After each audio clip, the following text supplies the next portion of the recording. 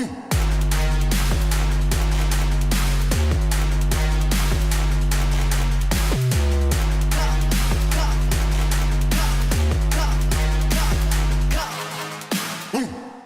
man, Jeff, welcome to the show for the second What's time, up, baby. you guys?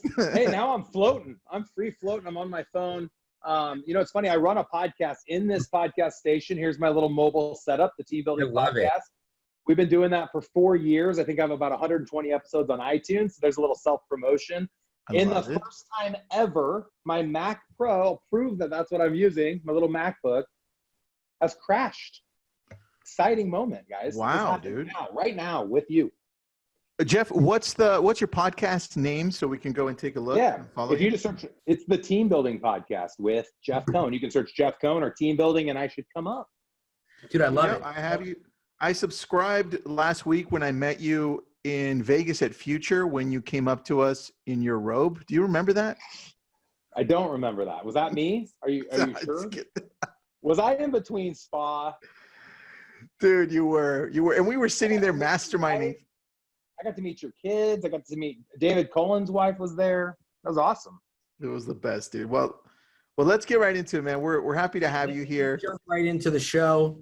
Hey, Jeff, I'm interrupting Tristan for a second. First of all, now Nick's audio is a little bit off. Okay, go ahead, Tristan. Your audio was a little off, buddy. Sorry. Go ahead. He sounds good to me. Yeah. I'm gonna walk around my house and grab a cell phone charger really quick. All right, I'll start. Buddy. Yeah. So listen, obviously we're all really happy to have you. You know, like you're an influencer and a mega agent over there at Berkshire, and you're number one in the country for units. That's right. Okay. Yeah. So let's talk about before we get into why you made the switch. Tell us about your business right now. Like, what's your team look like? What's your structure look like? Yeah. So I own a bunch of businesses. So speaking specifically to my real estate team, Omaha's Elite Real Estate Group, which we're retiring our jersey and just becoming a Keller Williams brokerage market center, KW Elite. We have 30 agents and about 5 admin to support the residential real estate team. But in addition to the team, we own a coaching company, Elite Real Estate Systems, with about 150 clients. Of course, we have the podcast, an investment company that buys about 100 single-family residential homes every year. We have a title company, a mortgage company, an insurance company, a call center in the Philippines with about 100 full-time virtual callers, and a few other miscellaneous businesses. Wow. That's amazing, dude. I love that. So tell us about your real estate team specifically. So you said you're transitioning from Omaha's Elite into KW Elite. So you're opening up a market center for your team, right? Yep. But what's your team look like right now? Tell us about, what your agent structure looks like. Just everyone gets a sense of like what it's like to run your mega team. Yeah. So we've got, about a third of our agents do 1 to 10 deals a year. A third of them do about 10 to 20, and a third of them do about 20 or more. Our average agent sells around 25, 30 houses a year and makes around $75,000. My team last year did $3 million GCI. We paid out 70% in agent commissions, which I know is more than MREA, but we were able to offset certain costs like admin by charging broker fees. So we made $400,000 in broker fees, and 100% covered our admin expenses through those broker fees. And then we were able to offset our marketing spend. We spend about $120,000 a year. We were able to offset that through marketing service agreements. So on our P&L, 70% goes agent commission, 10% in overhead, and I keep about a 20% net just from the residential real estate team. So, I love that, dude. So, you're at Berkshire, and I'm going to say something that, obviously is known, right? Like KW has the model, the team model. Oh, Jeff went away. I'm sure he'll come back. Anyway, KW has the team model. Berkshire doesn't technically have the team model, right? So I know when we were talking the other day, you started out at an Indy and you started your team there. So who was it that guided you to start scaling and growing your team when you didn't have, a specific model in place to follow? Or maybe you did. Honestly, it was guys like you. I mean, it was honestly me listening to like-minded individuals all across the country that were teaching on podcasts and webinars and reading books and listening to all the content I could consume. And then where I think it really made a big difference is I started going out and visiting top teams. So we joined Boomtown in 2011, and I had read MREA, and I had the belief system that one day when I was in my late 50s or 60s, I'd be at a place where I wouldn't have to produce any longer. I could be 7th level. And so when we joined Boomtown in 2011, I was still producing. I was making about $350,000 net, selling about 50 houses a year. And I didn't have any agents really at the time. My mom and dad were on a community team with me, so we each would eat what we killed. And I wanted a life that didn't require me to go show houses and go on listing presentations. And so I decided when I joined Boomtown to start interviewing the top real estate teams in the country, a lot of which were Keller Williams teams. So I remember meeting with Stephanie Avelo in Indianapolis and being able to see touch and goes for the first time. And it's so interesting to me as you hear about people, like we sold 600 houses last year. Our best year was 730. And I'd go out and visit teams that were doing 200 or 300 and think, how did they ever accomplish that? Like, that just seems so big. How did they do it? And the thing that I learned, and no one take this wrong for the teams I visited, but no one was that special. When you come visit me, nothing's that special. All the stuff I rattle off, I have this business and this business, oh, I'm so amazing. It's not that hard. It's honestly pretty simple. We'll get into that a little bit today. The hard thing is to do the small and simple things consistently over long periods of time. That is what I've done well over the last 8 years. 8 years ago, 2011, I'm an individual agent selling real estate. Today, I have 7 businesses, 8 businesses, and the sky's the limit. I want to be in 100 locations, in the next 5 years. And that's one of the main reasons that we joined Keller Williams. Hey, can I just say something to that about how you're saying it's the simple things that you do consistently? That is such that right there, everyone should pay attention to that. Because whenever I'm at Mega Camp or Family Reunion and I see the big agents on stage talking about what they're doing, you expect for the first time you go, you expect them, you're like, oh, I got to go hear what Bob Lucida is doing because like, I bet you it's like crazy, right? But it's not, dude. It's just, they're just doing what needs to get done on a regular basis. Like, it's not fancy, it's not sexy, it's not shiny. They're just doing it. And it's really simple stuff. And that's what a lot of agents don't understand. All you got to do is the work. That's it. Yep. Nick, we host a workshop in Omaha, jeffsworkshop.com. I'll do a little plug. The end of January, the end of March, it's an all-day crash course team building workshop. We've hosted thousands of agents across all brokerage brands at the workshop. And it's essentially the download. And when we ask for feedback, people say, is it really that simple?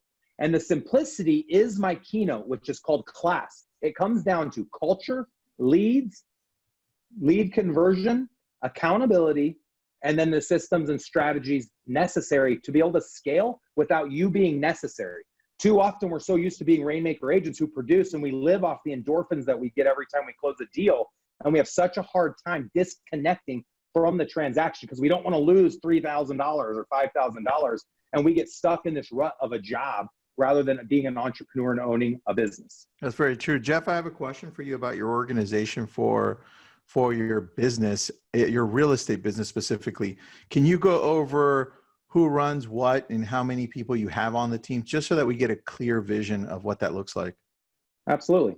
Yeah. So our hierarchy, agent facing, we have a success manager. I think that he would be in the role inside of KW Speak, and you'll have to correct me if I'm wrong on some of this, but he would work as like the designated broker and the productivity coach. He meets with all the agents, or I should say the team leaders. We have teams within my team, which now we're a brokerage, so we have teams within our brokerage, but we started adding teams 2 years ago. So agents inside my team could have teams.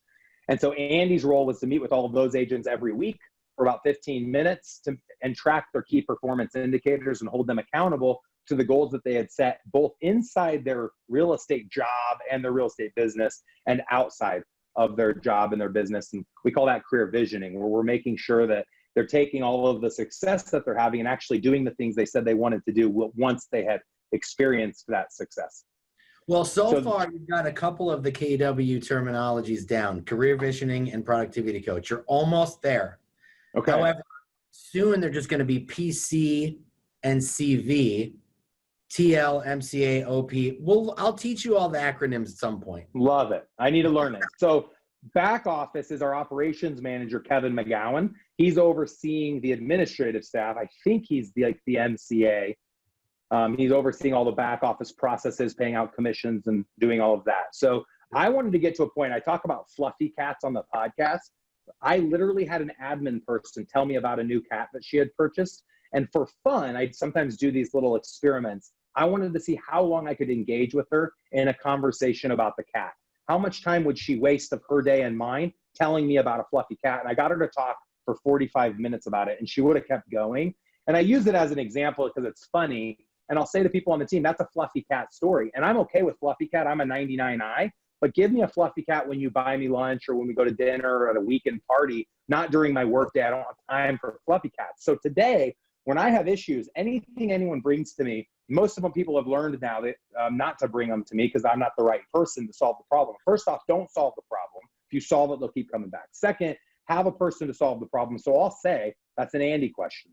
That's a Kevin question. That's a John question. That's a Jane question. And point them to the right people. I didn't want to be the guy having to solve everybody's problems. I love that, dude. I love that, dude. So besides your success manager and your back office person, what does the structure look like? Because you have a team within a team. What is that like? Yep. So first off, I'll finish off with the org chart. So we have a full-time trainer. We have a full-time sign runner. We have a full-time showing assistant that shows properties for the buyer's agents. Okay. We have two full-time virtual callers.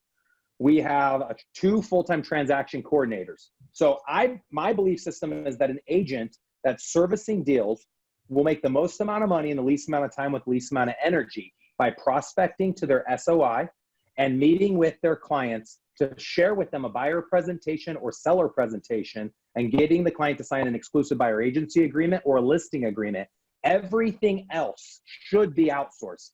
The highest income producing activity is getting the lead under contract and then handing it off to someone else. And I'll prove it by telling you what I choose to still do today.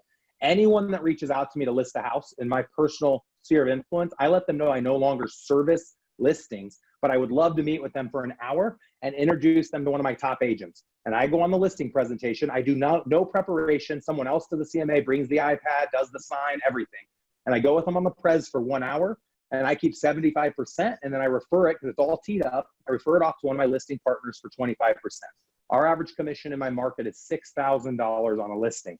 So I'm keeping $4,500 by going on a 1 hour appointment. That's $4,500 an hour. That's like $5 million a year if I could fill 8-hour days, 5 days a week in listing presentations. That's how it breaks down.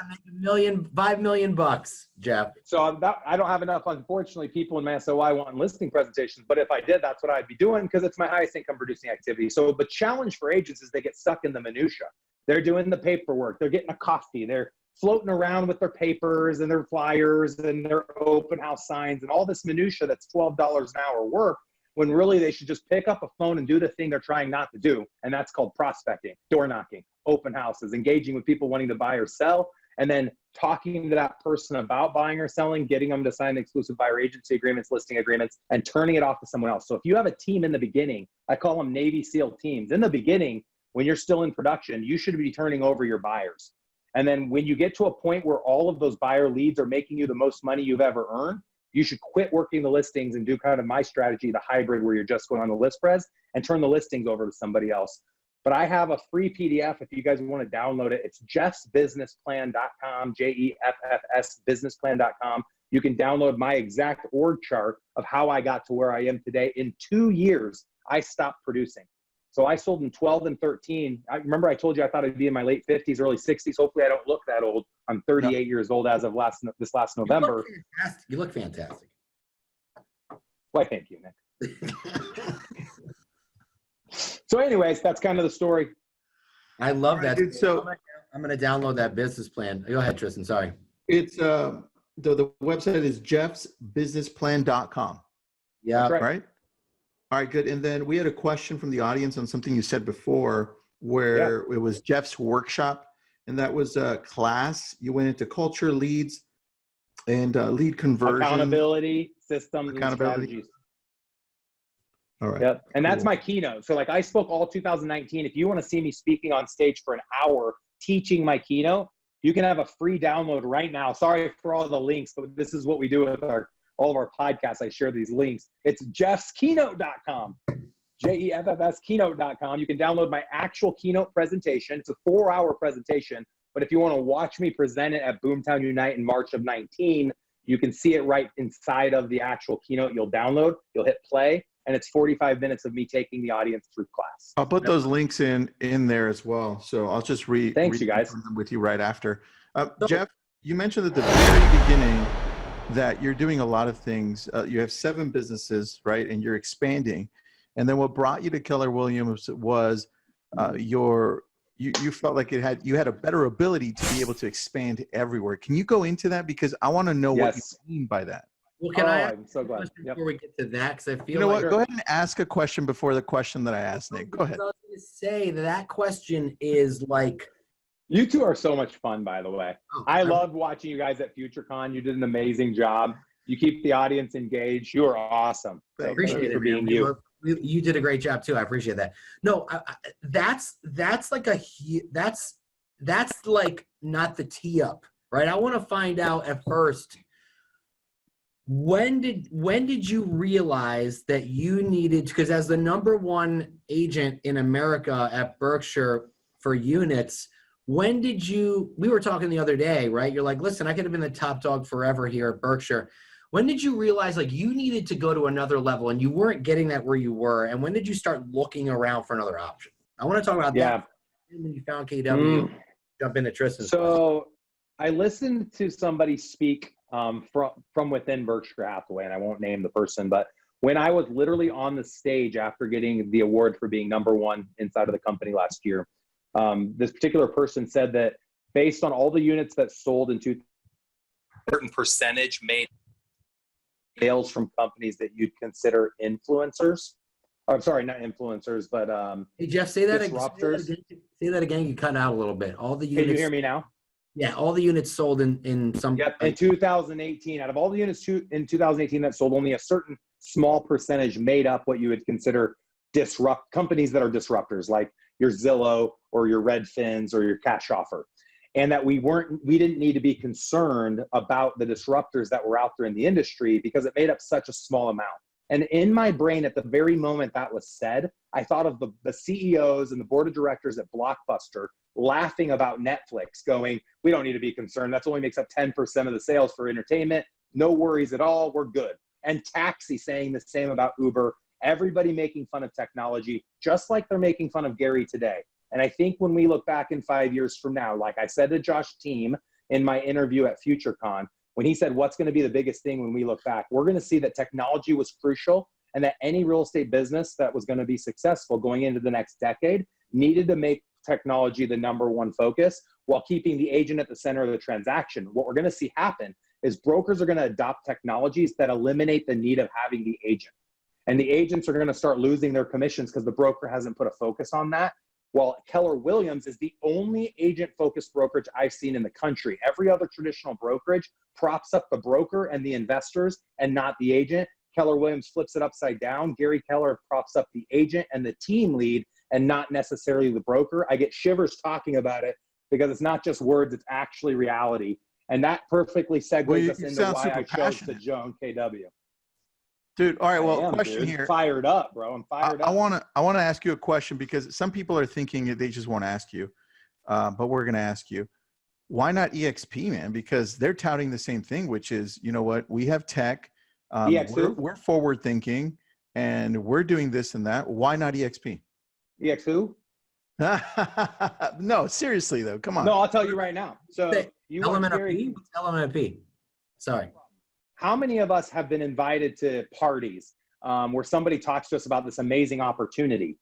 And all they ever talk is about the opportunity, but at the party, they're selling product. But they're never talking about the product. They're talking about the opportunity. I've never had an EXP agent come to me and tell me how EXP better serves the agent or the consumer. All they tell me is all the money that I can make by getting other agents to join EXP. I don't want to be a part of a business like that, because what I believe will happen, sorry to everybody at EXP, but this is my belief. What I think is going to happen is that they're going to keep getting the next generation of influencers, then the next generation, then the next generation. When the last generation of influencers join and there's no one else left, they're going to realize there's no money and they're going to leave like a Ponzi scheme. Each layer is going to start leaving. So EXP is a great play if all I cared about was making money in the next 5 years. I care more about changing my life and the lives of others by creating a truly sustainable business that's going to exist in the next decade. And I don't think that EXP is that business. You know, Tristan, that was a great question because, you know, I'm a team leader of a KW Market Center, and I've had a few of my agents come to me and they talk about EXP, right? And I go, listen, let me ask you a quick question. What would you rather be? Would you rather be a full-time recruiter, or would you rather grow an amazing business that you can leave a legacy with for your family? And they go, well, I'd like to grow an amazing business. I go, cool. At EXP, that's not what you're going to do. I go, at KW, my job is to grow the office. Your job is to grow a real estate business. At EXP, your job is to grow the office. And then maybe you'll sell some houses on the side. Yeah. Right. And so the thing is, I have broker metrics and I look at agents who leave us in my region and go to EXP. And within 12 months, their business is down 50% almost every time. All right. And that's not true for everyone. So someone like me who has huge influence, I could have gone to EXP and gotten thousands of people to go to EXP and printed money for a few years. My problem is not that you can't make even possibly more money. My issue is that I think fundamentally it's wrong. I think the model is broken because I think the model is not consumer focused. I think the model is agent focused to make them more money and not serve the consumer or teach the agent how to build a business that's going to last as this new technology play starts to happen. Yeah, I agree with you. And you know what? I wanted to see what your response was. I like it. Let's move on from EXP, but we're all in agreement with you, Jeff. You asked. You started that joke is EXP. I asked Jeff. I didn't expect Nick to jump on as well. So I'm a team leader of a market center, dude. You don't expect me to talk about it? I have no idea. You know what? Let's interview Nick now, Jeff. Go ahead. Let's go ahead. You guys are adorable, Jeff, by the way. Jeff, okay, so I love watching the banter. It's hilarious. You found KW, okay?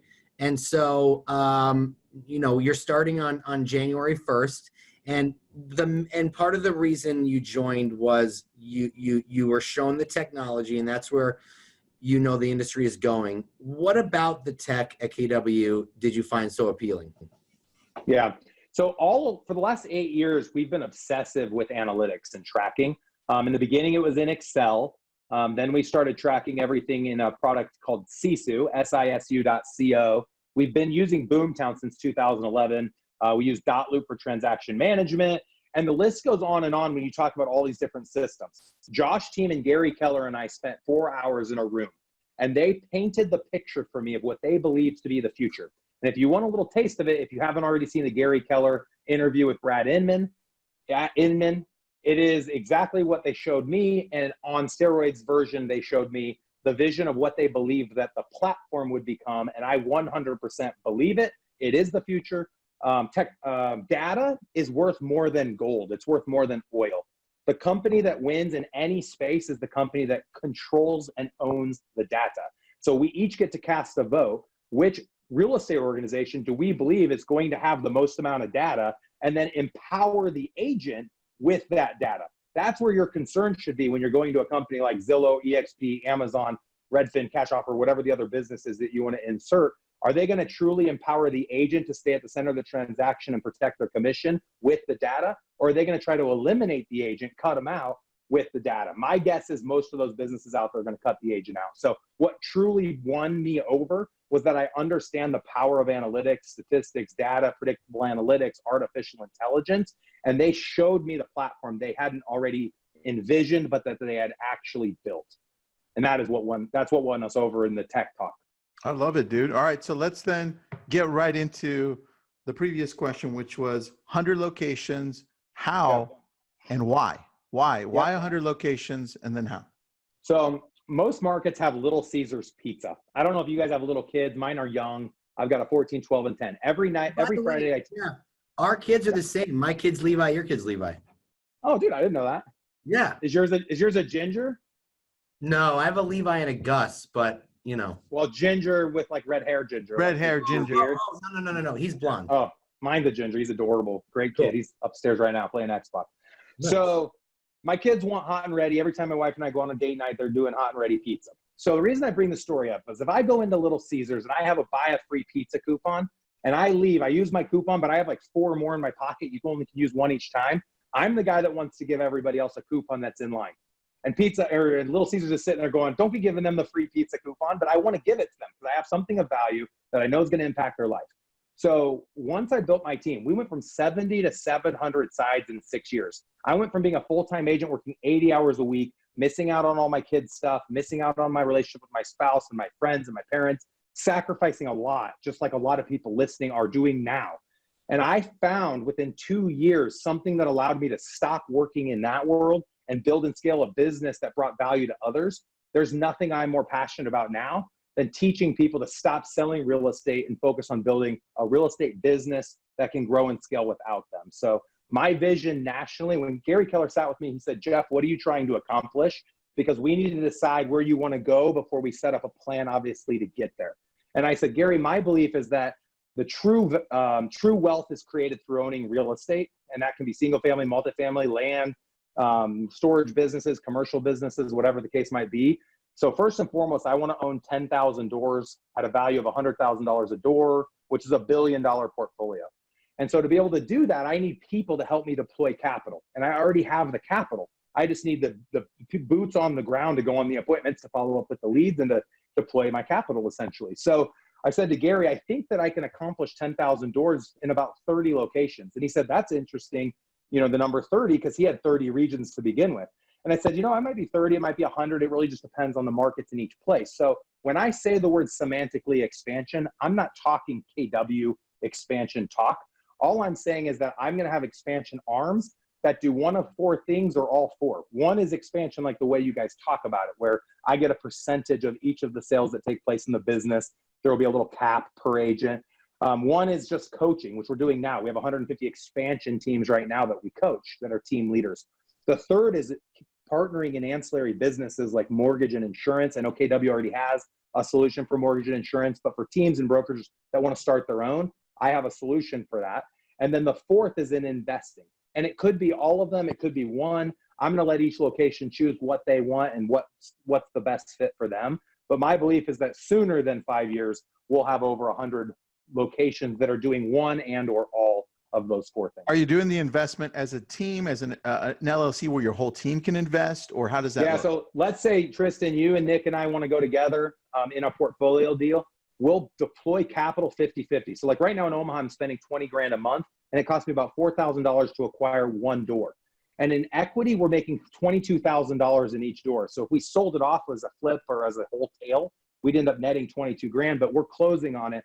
And we have a way to close on it without putting most of the time without putting any money in. There's some costs that are required to fix it up a little bit before you rent it out. Mm-hmm. But my offering to anyone that wants to partner in investing, there's 2 offers. One is we go 50-50 on all the marketing. Mm-hmm. I use your team to go on the appointments and put the deals under contract.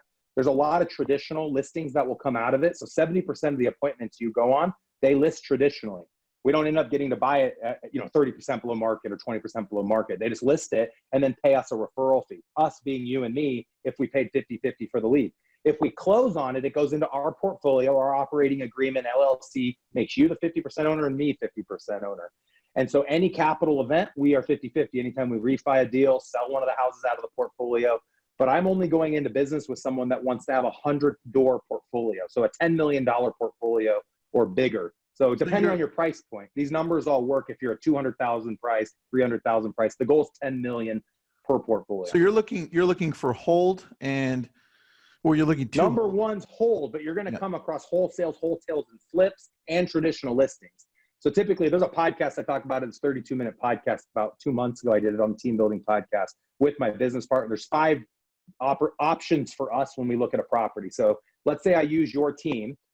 In your location, we're paying $10,000 a month. You and I split it 50-50. They go to a house. They have 2 hats on. One's realtor hat, one's investor hat. If they can buy it as an investment, they're looking at wholesaling it, where you're selling it off to someone else before you close, closing on it and only putting $1,000 into it, which is wholesale, where you sell it retail, but you don't fix it up. Flipping it, if you want to go through all the rigmarole, which we're not huge fans of flipping because of liability and the time it takes to get your money back.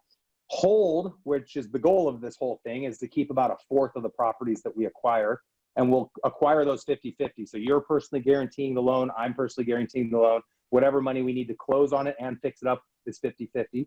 So you own half the portfolio, and then listing it traditionally. So if they just list it and then they buy a house, then a 35% referral fee will be owed on the buy and or on the sell of the property. So your acquisition manager gets compensated. The person in the field just gets a flat finder's fee. So if they're going on these appointments for us and the person does sell it to our investment company, ours being yours and mine, they'll get like a $3,000 finder's fee. And if they sell it for us, if it's a wholesale, or flip, and they sell it, our investment property for us, then maybe they get a $1,500 disposition compensation. So that's option one. If you did the investment partnership, if you don't want to spend any money, you don't want any liability, any risk, we'll spend 100% for lead gen. We'll let your real estate team obviously go on that appointment and make their referral fee on traditional deals. But all the deals we acquire, we're going to own 100% of them. So if you want to own part of the portfolio, you got to put skin in the game. We're using our best practices from a lead gen standpoint. We're using your boots on the ground from a physical go on the appointment standpoint. If you don't want to take that risk in the beginning, maybe you start off as letting us spend all the money, get all the opportunities, start building the portfolio.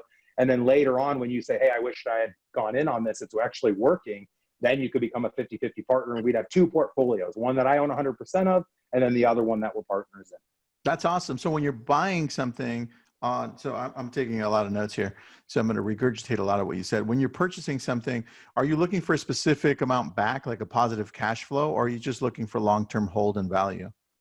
100% we want positive cash flow so that as the market starts to go down or continues to go down, depending on the market that we're in, we want to be able to cover our debt obligation. So our goal typically is to be at about, right now we're trying to be at about a $300 cash flow per property. But in Omaha, in the worst, debt we ever saw ourselves in 2008, our market only went down 7%. That's all we saw. We weren't like coastal markets. Yeah, 7%.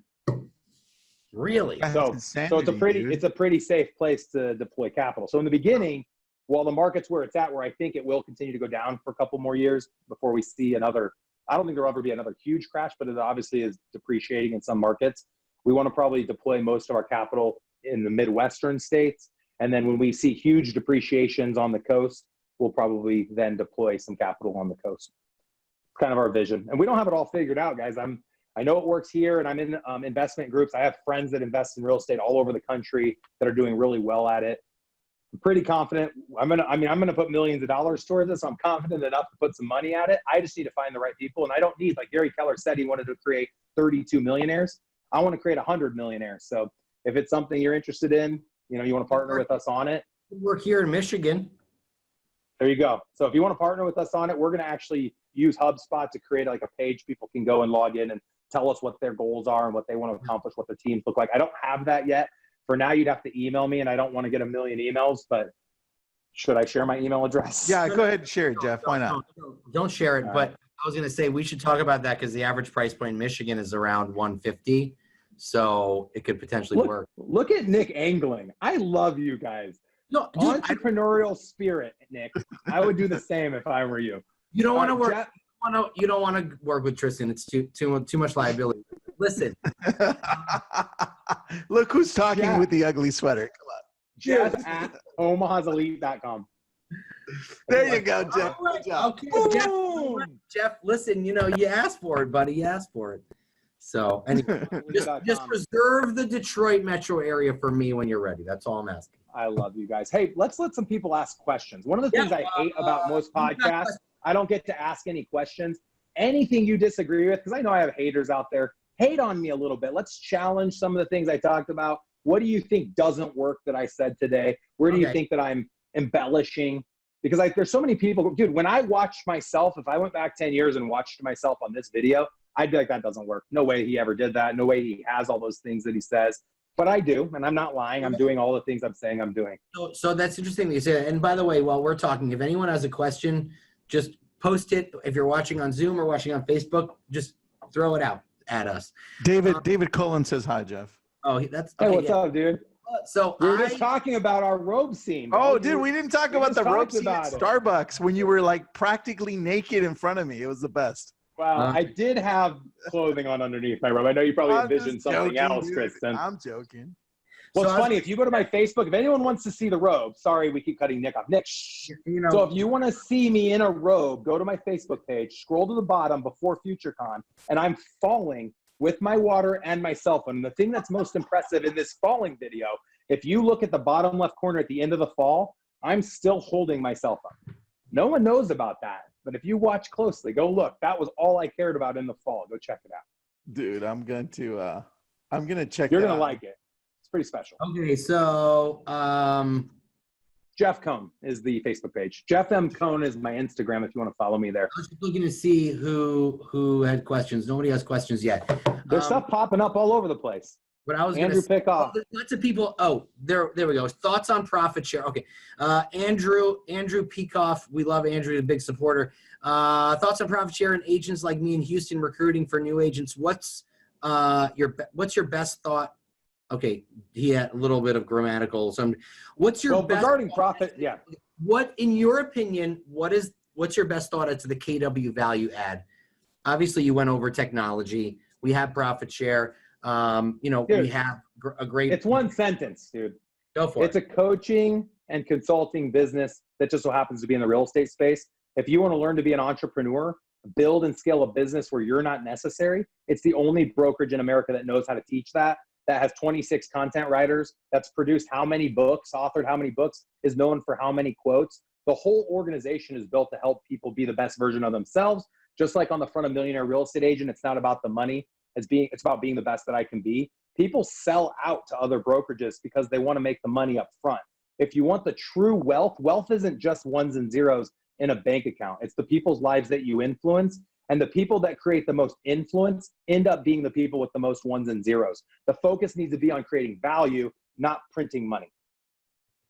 Dude, that was such a good line.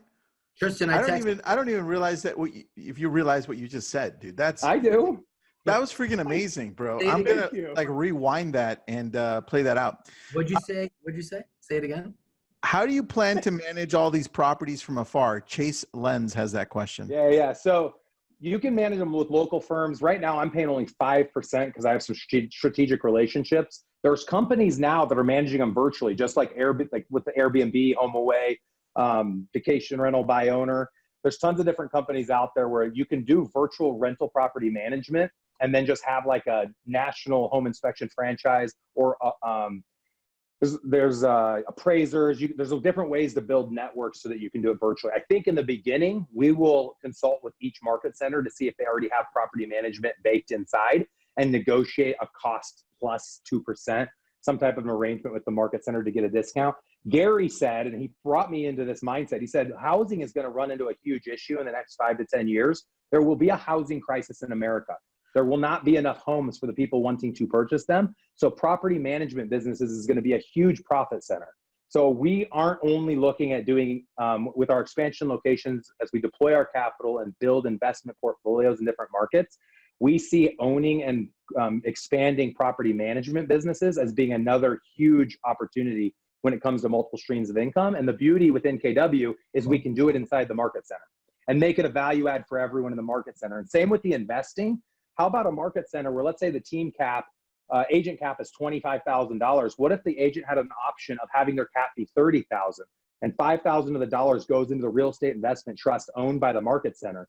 And any agent could opt in or opt out every year, and the market center creates a new portfolio every year to retain their agents. I have so many ideas around this because it's the thing that is so deflating to me is as you watch high net worth individuals make more and more money, they say the rich get richer, the poor get poorer. Not very often are they bringing other people into that opportunity, the little guys. And I was the little guy. I was in the trench. I started with $50,000 in college debt. My parents didn't pay for college. I got married when I was 22, had my first kid at 23. I had $100,000 in credit card and student loan debt and had to build up to this point. I was in the trenches. I've done every job. I did sign running. I did door knocking. I did outbound cold calls. I know how it hurts. I know the pain and the fear and what agents experience. A lot of the agents even listening today. And I was not given opportunity the way I expected. I thought other people would tap me and say, hey, Jeff, come invest in this. Hey, Jeff, here's an opportunity. Hey, Jeff, partner with me on these different businesses. Well, guess what? No one showed up on my doorstep to give me a handout. And if you're waiting for someone to show up on yours, they're not going to, other than me here, standing here saying, hey, here's some opportunities if you're wanting to partner up with me. I'm willing to go the distance. If you're a hard worker and you're honest and you're willing to put in the hours, it's just the small and consistent things over long periods of time that will get you the results you want. There's a lot of questions now, Jeff. So I'm just gonna throw a few we're just gonna throw a few at you, okay? Sherilyn Voss says her 10-year-old son loves your voice, by the way. Oh, thanks, buddy. Cool. So you mentioned before, you know, technology was one of the value propositions for you. Steve Lamoth is asking, what's your first step to transitioning your team to the KW tech, like Command? Love it. I just had a text exchange with Josh Team on Sunday, asking him how soon I could transition or migrate over my 300,000 leads into Command. And I don't believe Command is there yet for the big mega teams, but I think I will let them use us, poke us, prod us, use us as the guinea pig as much as they want to help make sure Command is ready for the big mega team. I'm all in. If you read my articles, my press release, I said I'm all in with KW Tech. I'm going to prove it by offboarding as much content as I can. We'll run both systems parallel because my national expansion network isn't all going to be just inside the KW, flying the KW flag. There's locations that KW doesn't have offices that we might partner with people outside of KW. And in those locations, until we can plug people into Command, which that's coming too, I think. I see a future where the question isn't, are you part of Command? The question is, what brokerage are you at that gives you Command? And I see like a Remax or a Berkshire being powered by KW technology. Those companies to exist in the next 5 years will have to buy into KW Tech. But Jeff, so the funny thing is, they sort of are in a sense, because KW acquired Smarter Agent, and Smarter Agent makes all the mobile apps, and Berkshire Hathaway and Remax and I don't know Remax, but Coldwell Banker, they all use Smarter Agent for their mobile apps. So in a sense, yes, now their mobile apps are powered by KW because we own the company. But everyone will be on Command. Everyone's going to have AI. The consumer is going to demand it, and that's one of the biggest reasons we wanted to migrate into it. Great question, by the way, to the person asking. You're opening up a market center, KW Elite. What are you going to do? Are you going to? But you have MC. You're going to have your market center administrator, your team leader. You know, are you going to be the OP? Are you going to bring it? Are you going to use your existing agents and staff and put them into those places? You're going to career vision new people to take over those roles? Yes, and everything. So OP role is going to be ran by Paul Richardson. He's the person I named as the person I'm going to go in his downline. He was the integral part. He was the one that introed me to Gary Keller and has worked with me for 12 months to coming into from Berkshire over into Keller Williams family. He's going to work as the temporary OP for 1 year, and then we're going to move our productivity coach and broker or designated broker into the OP role in 2021. I'm going to work as TL in 2020. My goal by 2021 is to have no role within the local market center and to focus all of my time and attention on expansion. So I need to get the market center up and running because I know for everybody watching to believe in us and for me to be able to go to your office and teach you how to do it, I need to prove that I can do it inside the KW model. I don't want to say, hey, you know, I'm the brokerage that didn't succeed, but you should still partner with me in expansion. I want to show you that I'm the fastest growing market center in history inside of KW. So our goal is to be the #1 brokerage in Omaha in 12 months. And Berkshire Hathaway has 45% market share right now, and we're at 3% market share. So just a quick question. Another question. So when you were deciding to make this transition, you know, one of the things you said was that KW was a very agent-centric company, and that's what you loved about it. So when you were making this transition, and you probably had a lot of sleepless nights, right? Because you're thinking about your agents, right? Like, is this going to be the best for them? Dude, that was #1. Right. So how did you get them all on board, or most of them on board? And, you know, what were some of the questions that they had? Yeah. And how did you ultimately decide, you know what, like, I have to do this for them because you're a team leader?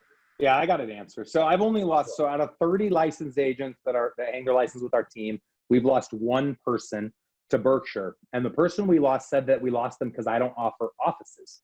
The funny thing is my current space doesn't offer offices. I believe in a hybrid office where the agent works virtually but has a physical footprint. So we have 8 in our current office, we have 2 conference rooms, 3 offices for admin, and a huge big workspace. But I do not believe philosophically that a real estate agent needs a physical office. It's nonsensical. So we lost one person to that. I did have stressful days thinking I'm going to have a hard time getting agents to do it being leave Berkshire to come to KW. But the biggest reason why was because of Berkshire's presence in Omaha, Nebraska. We're in 15 minutes. The Fox News article on Fox Business said Gary Keller kicks up mud on Warren Buffett's face when Jeff Cohn opened up a market center 15 minutes from Warren Buffett's house. No joke, is my new market center. It's like right by Warren's house, right? Just to drive past it every day.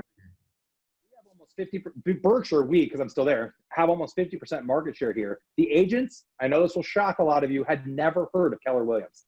A lot of the agents had never heard of Keller because Keller just has never really had that strong of a name. There is another market center here, and there's a lot of great agents that are at that market center, but a lot of our agents don't understand the power that Keller Williams offered. So first was just that learning curve, spending an hour or so with them, explaining to them the vision and why Keller is so important. But I didn't win my agents over by convincing them Keller was the best option. I had already won my agents over by showing them that a true leader leads by serving their followers. And so it's one of those things, I don't know who has the quote, but there's a quote out there that says, train all of your people to leave you, treat all of your people to never leave. So I think that they would have stayed with us no matter where we went. I like just got that. I'm like, damn, that's good. It's not my quote. I'm stealing that from somebody. No, he's stealing that from somebody else, but it was a great reminder. Jeff Sherilyn says, we all have bad days. How do you keep your mindset high, or how do you maintain yourself happy? I just eat a lot. Me too. And Tristan. Every time That's so good. That's exactly what we all do. Let's be honest, though. I mean, really, I do. So using carbs and sugar is really good for me. You're looking I'm drinking right now. Your drink. Well, there you go. Look. Oh, we're bang. We're bang twinsies. So energy drinks help me not be nervous, like with liquid courage. Working out is big for me. Meditation. I sit in my hot tub or steam room every day for 30 minutes meditating. And when I say meditating, I'm not like zenning, like, I'm just like thinking and processing and getting off my social media and getting off my device, just kind of having a moment. I really am intentional about spending quality time with my family and giving each person. I've not done well in the last couple of weeks. They're probably hearing me out there rolling their eyes going, Dad's a hypocrite. But I really I want that to be a focus. And I love what Gary Keller says in the one thing. He said, having a balanced life doesn't mean doing everything the same amount of time, right? So obviously there's times and seasons in our lives where we have to sprint and walk and run, et cetera. So right now is a sprint time for me as we build this out. I've put a lot of time and energy into making sure that this is successful. And to your point, Nick, a lot of it is that there's a lot of people that are relying on me locally, nationally, all these ancillary businesses, and I don't want to disappoint them. So people will say, like, what are you most afraid of? I don't care if I fall on my face like I do on that Facebook video that I shared with you. I'm okay to fail if it only impacted myself, but I have my family, my friends, my colleagues, all of the people listening today, rooting me on, wanting me to be successful. And my biggest fear is disappointing them. Jeff, let's go on to that video so people can see it. Let me know if you can see the screen. Go up and down. See if you can go up and down. I saw this. Is this real? Yeah. So this is Jeff's hot tub, and this is his Ring or his Nest camera, whatever camera it is, showing as he's walking out. Keep an eye on the lower left-hand side of the camera as walking. The wood has a sheet of ice on it, but I can't see that because it's white wood. Woo! And he's in a robe. This guy likes. I'm in the robe. I told you. But bro, wait, Jeff, my cell phone is in my left hand. That's my water bottle. You look like you slipped on a banana peel, dude. It's like, in that video, I weighed 320 pounds. I was at my heaviest, but I'm still like this really athletic, nimble, large person. And I was confident that I was going to catch myself. And unfortunately, I tried to catch myself, but I slipped twice, essentially. I almost had it. I almost caught it. But yeah, I felt hard. Picture your feet like doing that cartoon thing. Yeah, no. That was awesome. Hey, so here's the deal. Everybody wants to look cool all the time. You know who I think's cool? I think the people that are willing to look stupid are the coolest people. How often do people want to post stuff on Facebook? Look at us. Look what I'm wearing. Look at you guys. Exactly. It's amazing. Look how dumb we look. Exactly. I mean, come on. Like, we take ourselves way too seriously. We worry too much what other people think. And so I feel like to be true and to be authentic, we need to share bad things. Now, Facebook is all about bragging about a life that you're not actually living. You're showing people a life that's not real. And so I shared that video because I was like, hey, this is funny. I fell. I look like an idiot. And I'm going to let people know I'm just a normal person. So here you go. Now, here's the thing. What I love about guys like you, and we were talking with Ryan Serhant earlier, we did a webinar with him. What I love about you guys is that, like, it's so important for big agents with big, massive businesses. It's so important for them to be as genuine and transparent as possible, because there's nothing that irks me more about a mega agent getting up on stage or doing a webinar and talking about their business like nothing goes wrong, like nothing bothers them, nothing worries them, nothing scares them. It's not reality, dude. We need more people like you to talk about Nick, life. People screw up. What kills me is when someone gets on a stage and talks about it like no one in the audience already knows what they're saying. So like when I spoke at FutureCon, don't think I didn't know that most of the people in the room probably know everything I share 10 times better than me.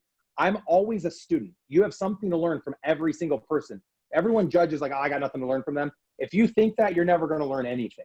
And I also subscribe to the camp that if you've arrived, you haven't. Like, I've never arrived. Someone told me a couple of years ago, I had like 50 rental properties. They said, Jeff, I think you've arrived. I'm like, I haven't arrived. I haven't arrived in any area of my life. I'll arrive when I'm 6 feet under in the ground.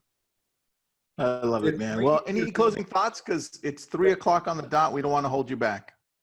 No, you guys are great. I just wanted to make sure I got all the questions answered. I loved the one about, you know, how do you, the fear is a big one for people. How do I stay motivated is a question people usually ask. And so I'll end with just the mindset that we have way more impact. We can create way more impact than what we think. We think too small. So like Tim Ferriss's, I think his 4-hour work week. Who's the 10X factor? Yeah, Grant Cardone. Yeah, so I think like that mindset, you take whatever your goals are, and I share this with my real estate team all the time, take whatever your goals are and 10X it, because the work you have to do to get to where you thought you wanted to be, a lot of times it only takes a little bit more work to do to get 10 times the results. And Gary Keller taught a class 5 years ago in Austin. The one thing, he had like a one thing class for entrepreneurs in Austin. He was there for 2 full days teaching the class. And he said, a lot of people think that they need to do all of these things. He said, honestly, you just need to find great people. His focus was just finding human capital, finding the best people and putting them in the best place. So all those businesses I rattled off, the only reason I've been so successful is when I found people that fit somewhere. I said to them, hey, do you want an opportunity? You could run a mortgage company. You could run an investment company. You could run a whatever company. You could work in this position.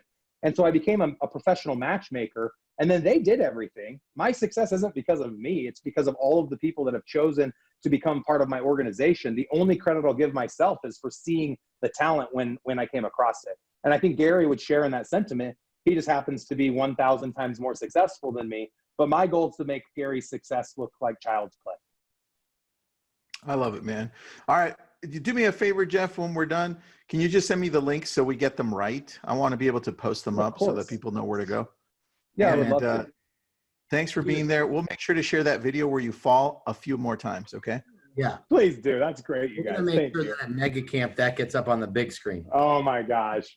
You guys are awesome. I appreciate you bringing me on the show. Humbled, obviously, to be part of the KW family. And thank you to everybody that has sent me, you know, Facebook friend invites and well wishes, Instagram messages, et cetera, et cetera, et cetera.